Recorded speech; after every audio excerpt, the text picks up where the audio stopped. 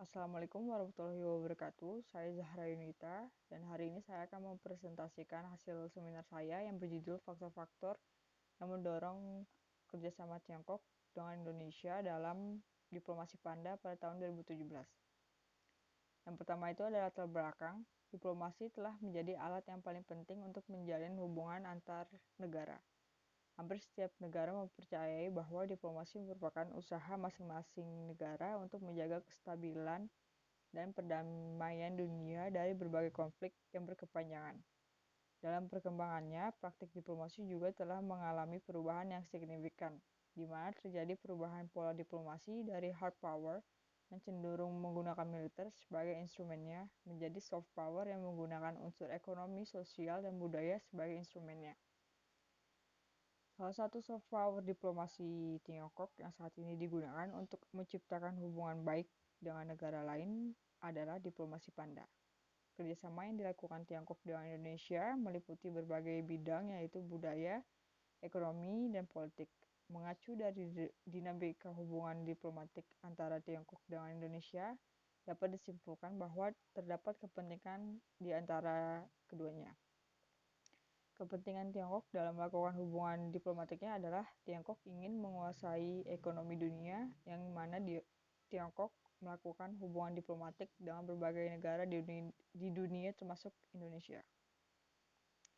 Selanjutnya itu ada rumusan masalah dengan alasan latar belakang yang tadi dipaparkan. Maka saya dapat merumuskan satu rumusan masalah dalam penelitian ini, yaitu mengapa Tiongkok melakukan diplomasi Panda dengan Indonesia pada tahun 2017. Selanjutnya itu ada tujuan masalah. Untuk memahami dan mengetahui peranan soft diplomasinya Tiongkok dan atas faktor apa Tiongkok dan Indonesia melakukan diplomasi Panda ini. Yang selanjutnya ada kegunaan penelitian. Secara teoritis, penelitian dapat menjadi sarana pembelajaran bagi penulis untuk mengimplementasikan teori serta konsep dalam ilmu hubungan internasional, dan secara praktis diharapkan dapat memberikan pengetahuan lebih bagi pembaca yang memiliki keterkaitan yang sama terhadap hubungan diplomasi antara Tiongkok dengan Indonesia, terutama dalam diplomasi Panda. Selanjutnya itu ada sistem penelitian. Ya, pertama itu ada bab 1, yaitu pendahuluan. Di dalam pendahuluan ini menjelaskan mengenai latar belakang masalah, identifikasi, pertanyaan penelitian, di mana disertakan juga tergantung tujuan dan kegunaan penelitian. Yang kedua itu ada bab latar teori bab 2, menjelaskan teori yang akan diambil dari beberapa sumber dan mengenai konsep-konsep yang terkait dengan penelitian. Di bab 3 ada metode penelitian untuk mengkaji permasalahan dalam penelitian ini juga menggunakan metode kualitatif. Selanjutnya ada landasan teori dan konsep. Yang pertama itu ada teori. Saya menggunakan teori liberalisme. Liberalisme tumbuh sebagai tradisi optimis berdasarkan nilai-nilai pengendalian diri, kompromi, dan hal tersebut dibentuk agar terciptanya sebuah stabilitas juga perdamaian bagi dunia.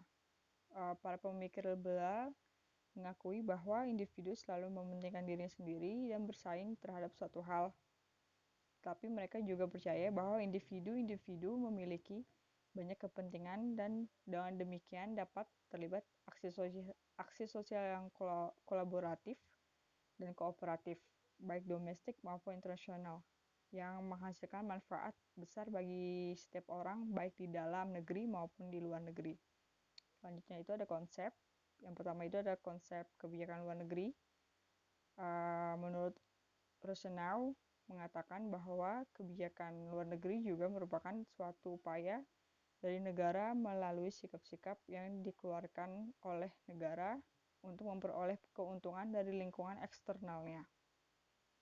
Menurutnya juga kebijakan luar negeri ditujukan untuk memelihara dan mempertahankan keberlangsungan hidup masyarakatnya di dalam suatu negara.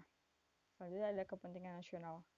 Adanya kepentingan nasional memberikan gambaran bahwa terdapat aspek-aspek yang menjadi identitas dari negara. Hal tersebut dapat dilihat dari sejauh mana fokus negara dalam memenuhi target pencapaian demi kelangsungan bangsanya. Salah satu kepentingan nasional sebuah negara adalah meningkatkan tingkat kesejahteraan masyarakat dengan memajukan dan mengembangkan ekonomi negaranya. Untuk mencapai tujuan tersebut, maka diperlukan strategi yang tepat dalam menyelesaikan permasalahannya.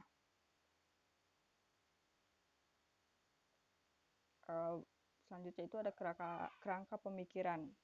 Berdasarkan perumusan masalah dan pertanyaan penelitian mengenai alasan Tiongkok melalui diplomasi panda dengan Indonesia pada tahun 2017 ini, digambarkanlah bagian kerangka yang saya paparkan ini. Yang pertama itu variabel independen.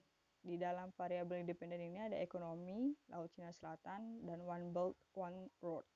Terus lalu variabel dependennya faktor yang mendorong Tiongkok untuk melakukan diplomasi panda dengan Indonesia pada tahun 2017. Selanjutnya itu metode penelitian. Dalam pertama itu ada desain penelitian. Dalam penelitian ini saya menggunakan penelitian yang bersifat deskriptif. Lalu ada pendekatan penelitian. Untuk mendapatkan pengetahuan yang bermanfaat dalam menjawab pertanyaan pada penelitian ini, peneliti menggunakan pendekatan penelitian kualitatif. Metode penelitian. Metode penelitian adalah suatu cara penelitian dan apa yang diterapkan untuk memperoleh pengetahuan tersebut. Selanjutnya ada sifat penelitian. Dalam menyusun penelitian ini, peneliti menggunakan sifat penelitian eksplanatif. Selanjutnya ada unit analisa. Unit analisa dapat dibagi menjadi 5 bagian, yaitu individu. Yang pertama itu individu, kelompok individu, negara bangsa, kelompok negara, dan sistem internasional.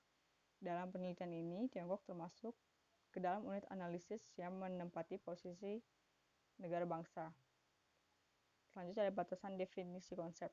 Batasan konsep merupakan petunjuk mengenai variabel yang akan diteliti untuk memperoleh dan menganalisis data yang berhubungan dengan masalah penelitian. Selanjutnya ada teknik pengumpulan data. Teknik pengumpulan data merupakan tahap yang paling utama dalam suatu penelitian. Teknik pengumpulan data dalam penelitian kualitatif merupakan hal yang sangat penting dalam metode observasi partisipan, wawancara, serta kajian dokumen dan arsip. Selanjutnya ada teknik analisa data. Teknik analisa data merupakan sebuah metode untuk mengolah data menjadi informasi sehingga karakteristik data tersebut menjadi sebuah pemahaman dari permasalahan dari sebuah penelitian. Cukup sekian presentasi saya hari ini, kurang lebihnya mohon maaf. Assalamualaikum warahmatullahi wabarakatuh.